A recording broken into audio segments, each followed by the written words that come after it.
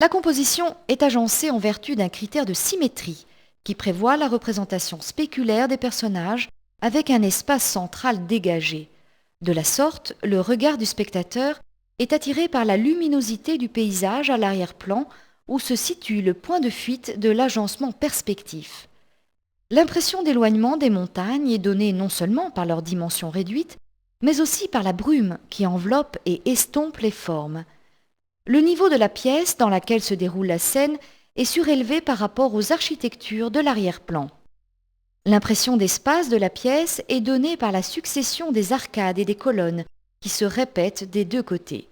L'effet de perspective est également accentué par le sol en damier qui sépare l'espace céleste de la dimension terrestre par une rangée de carreaux. Ce tableau à sujet sacré fut exécuté pour Nicolas Rolin, puissant chancelier de la cour de Philippe le Bon, souverain des Flandres et de Bourgogne.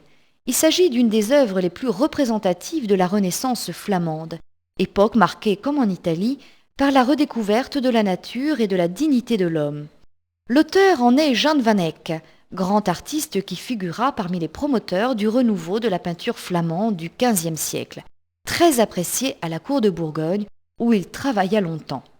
Cette peinture constitue un des premiers exemples de peinture à l'huile, technique qui permettait à Van Eyck de procéder par glacis en obtenant de très délicates modulations de la lumière et de la couleur. L'interprétation terrestre du thème sacré, telle qu'elle résulte du tableau du Louvre, sera reprise dans le tableau peint pour le chanoine Van der Poel en 1436, actuellement au musée de Bruges. Les deux tableaux illustrent le talent exceptionnel de l'artiste flamand en tant que portraitiste. Il exerça cette activité avec succès, comme le confirment les portraits actuellement conservés dans différents musées. Parmi les œuvres à sujet sacré, c'est toutefois le polyptyque de l'agneau mystique qui se distingue par sa majesté et sa complexité. Parmi les œuvres à sujet sacré, c'est toutefois le polyptyque de l'agneau mystique qui se distingue par sa majesté et sa complexité.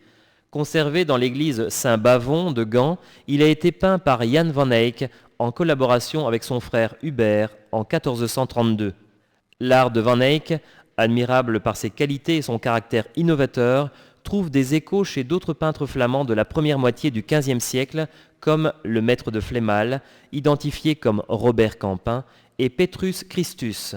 D'ailleurs, celui-ci collabora probablement avec Van Eyck, désormais âgé. Ce tableau à sujet sacré représente la Vierge couronnée par un ange et montrant l'enfant Jésus au commanditaire de l'œuvre, Nicolas Rolin. L'homme porte des vêtements élégants garnis de fourrure et pris à genoux devant l'image sacrée qui a l'air d'une apparition.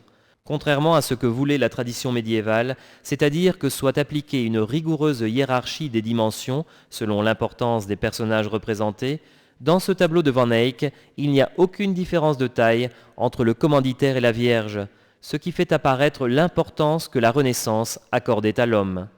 Situant le thème sacré dans une dimension terrestre, la scène se déroule dans un lieu somptueux, ouvert sur un paysage aéré. L'architecture s'enrichit de chapiteaux sculptés et de vitraux colorés qui rappellent une église. Avec une précision admirable, Van Eyck représente les ors et les étoffes des vêtements en premier plan, mais aussi les architectures figurant dans le paysage en toile de fond, les petites silhouettes qui marchent le long des remparts, mais aussi les pans et la végétation. Il est possible que la ville représentée en toile de fond soit Autun, patrie du chancelier Rolin, et ville où se trouvait le tableau avant d'arriver au Louvre.